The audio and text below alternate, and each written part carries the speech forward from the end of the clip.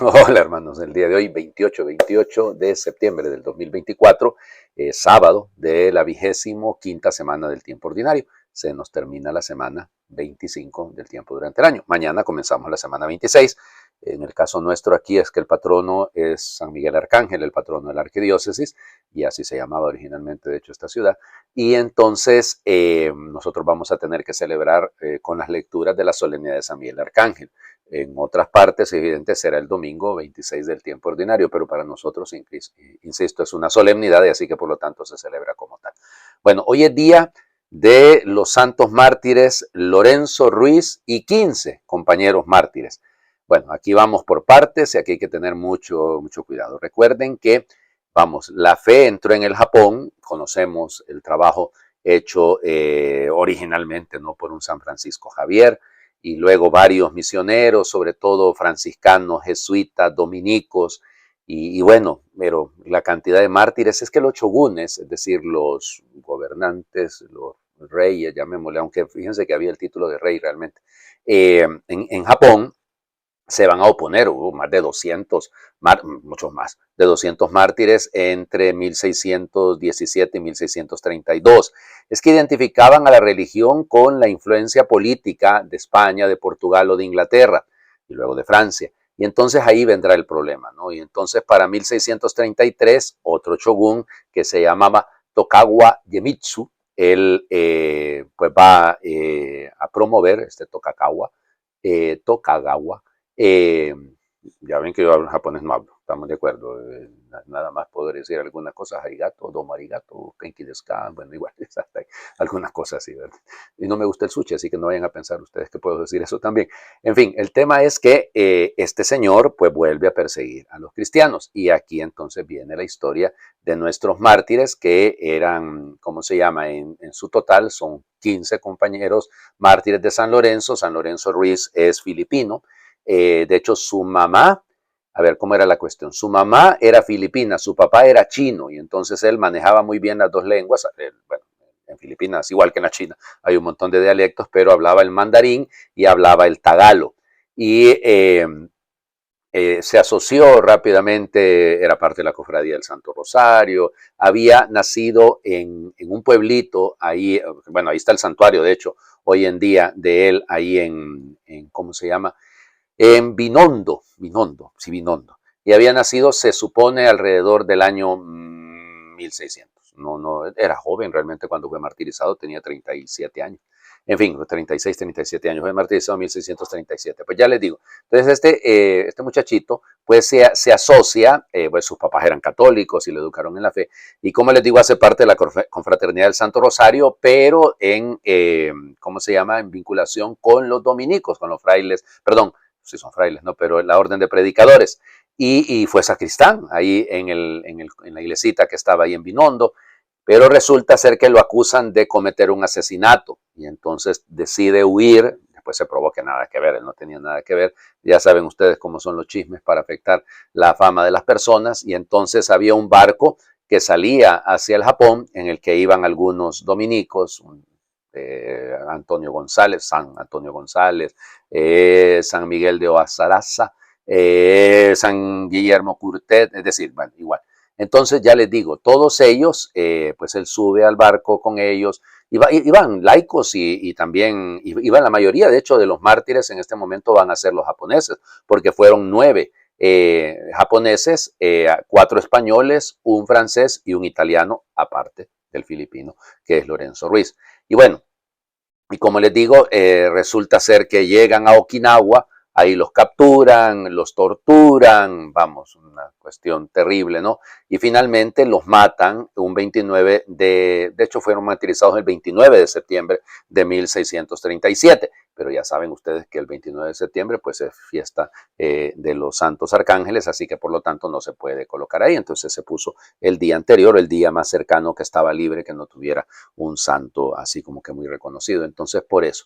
Entonces, son las primicias de los mártires, más bien de las Filipinas, ¿no? Y todo lo bello que está detrás de esto. Y se quedan así, padre, que pesaron. Imagínense ustedes, llegaron a las Filipinas y no pudieron ni siquiera entrar para evangelizar. Bueno, pero su sangre sin duda servirá precisamente como semilla para los cristianos.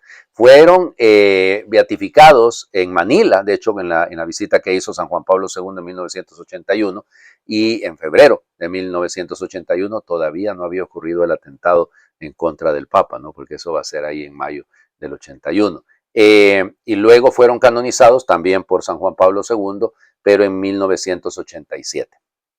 Ya les digo, podemos hablar aquí algunas otras cosas, pero vamos mejor adelante. No terminamos de leer el libro del Eclesiastés, ya saben, solo lo leímos 3 días.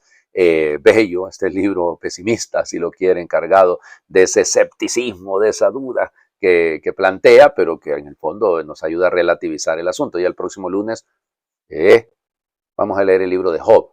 Sí, acuérdense que esta semana sí vamos a leer libros sapienciales.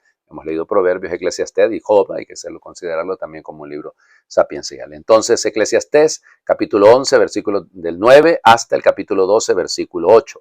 Alégrate, joven, durante tu juventud. Disfruta de corazón tus años jóvenes. Sigue el camino que te indica el corazón y lo que deleita tus ojos. Pero no olvides que de todo ello Dios te pedirá cuentas. Aleja de tu corazón la tristeza y de tu cuerpo el sufrimiento. Pero recuerda que los placeres de la juventud son cosas que se acaban.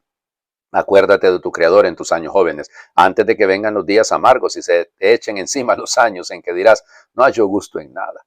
Antes de que se nuble la luz del sol, la luna y las estrellas, y retornen las nubes tras la lluvia, cuando tiemblen los guardias de la casa y se dobleguen los valientes, cuando las que muelen sean pocas y dejen de trabajar, y las que miran por las ventanas se queden ciegas, cuando las puertas de la calle se cierren y se apague el ruido del molino, cuando enmudezca el canto de las aves y cesen todas las canciones, cuando den miedo las alturas y los peligros del camino, cuando florezca el almendro y se arrastre la langosta y no dé gusto a la alcaparra, porque el hombre se va a su eterna morada y circulan por la calle los dolientes. Antes de que se rompa el cordón de plata, antes de que se quiebre la lámpara de oro, antes de que se haga añicos el cántaro junto a la fuente, antes de que se caiga la polea dentro del pozo, antes de que el polvo vuelva a la tierra, a lo que era, y el espíritu vuelva a Dios, que es quien lo ha dado. Todas las cosas, absolutamente todas, dice Coelet, son vana ilusión. Palabra de Dios, te alabamos, Señor. Interesante las imágenes, ¿no? Antes de que se rompa el cordón de plata, antes de que se quiebre el cántaro, se haga añicos el cántaro, perdón, junto a la fuente, que se quiebre la lámpara de oro. Van a decir ustedes, padre, ¿a qué se refiere? A la muerte, así como nosotros decimos antes de colgar los guantes o antes de colgar los tenis, dicen en mi pueblo, así le dicen a uno de que ya colgó los tenis, significa que se murió. Bueno, entonces son imágenes simpáticas, ¿no? Y todas las imágenes anteriores también son muy simpáticas, piensen. Cuando yo diga no hay gusto en nada, cuando tiemblen los guardias de la casa, los brazos, se dobleguen los valientes, las piernas, sí, claro. Cuando las que muelen sean pocas, los dientes que se le caen a uno, lógicamente con la edad, ¿no? Y dejen de trabajar. Y las que miran por las ventanas se queden ciegas, los ojos, ¿no? Bueno, igual, cuando enmudezca el canto de las aves, cuando den miedo a las alturas, cuando florezca el almendro en las canas, piénsenlo, hacia allá va, esto es todo un lenguaje precioso. Claro, una vez más, no es relativismo, cuidado, no, la relativización, cuidado, no es lo mismo. Relativizar algo es, bueno, darle la importancia que tiene y no darle más de la que debería de tener. Eso es relativizar. El relativismo es negativo. El relativismo es negativo porque entonces significa que nada es importante, nada cuenta, nada vale. Pues no estamos hablando de eso. Fíjense, pareciera, dale gusto al deleite de tus ojos. Pues entonces véngase, vamos a ver ahí, qué sé yo, alguna barbaridad, un montón de doñitas peladas, vamos a verlas porque entonces ya con eso nos deleitamos los ojos, digo, pensando como varón. No. No está ahí el tema, volvemos, Es la imagen de sé prudente, no se te olvide que se te van a pedir cuentas, nada de esto, en los años se acaban, las cosas se acaban, así que por lo tanto debes ser prudente, hacia allá va, porque todo se termina. Bueno, es esa visión la que tenemos de la vida que llevamos.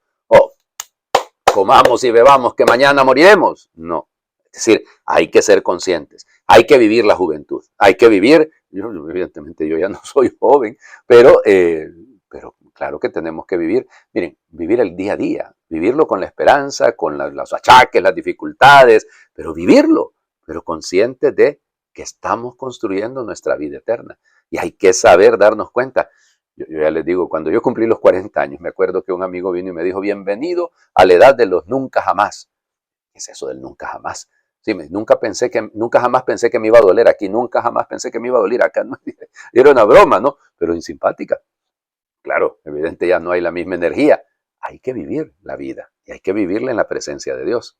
Camina en mi presencia, ¿se acuerdan? Lo que le dijo el Señor a Abraham. Vamos al Evangelio. Seguimos leyendo Lucas, ¿no? Lucas capítulo 9, versículos del 43 al 45. En aquel tiempo, como todos comentaban admirados los prodigios que Jesús hacía, dijo a sus discípulos, presten mucha atención a lo que les voy a decir. El Hijo del Hombre va a ser entregado en manos de los hombres. Pero ellos no entendieron estas palabras, pues un velo les ocultaba su sentido y se las volvía incomprensibles. Y tenían miedo de preguntarle acerca de este asunto. Palabra del Señor. Gloria a ti, Señor Jesús. La versión lucana de lo que leímos exactamente el domingo pasado en Marcos. Allá está más desarrollado, ¿no? Acuérdense todo lo que hay detrás. La pregunta de los discípulos que venían ahí en el camino, Jesús les abre el corazón. Aquí es brevísimo, ¿no? Si aquella del domingo pasado, la de Marcos, yo les decía que era breve, esta es brevísima.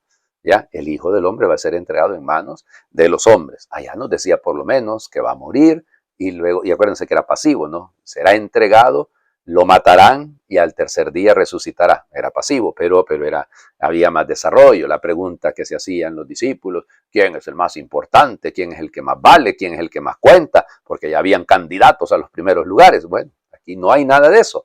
Solo que sí aparece el hecho de que no se atreven a preguntarle. Y fíjense, se les volvía incomprensible. ¿Se acuerdan lo que les decía yo? El verbo añoseos es no querer conocer, no querer saber.